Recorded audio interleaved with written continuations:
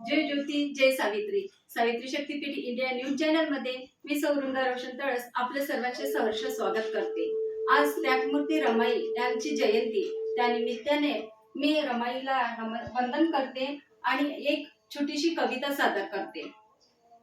रमाई ती मोठी नव्हती, पण ती खूप काही सहन करणारी होती.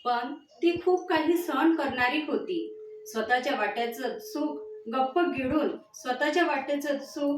गिळून दुसऱ्यांचं भविष्य उभं करणारी होती.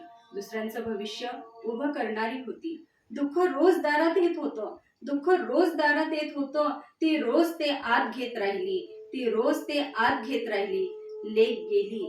लेक गेली, हसू हरवलं, पण आशा मात्र सोडली नाही.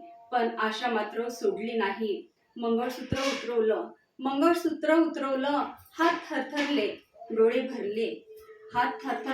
डोळे भरले, पण मन म्हणालं शिकणं थांबायला नको. इतिहासात ती फार दिसली नाही, पण इतिहास तिच्यामुळे उभा राहिला. ती रमाई होती. म्हणूनच एक बाबासाहेब घडून आले.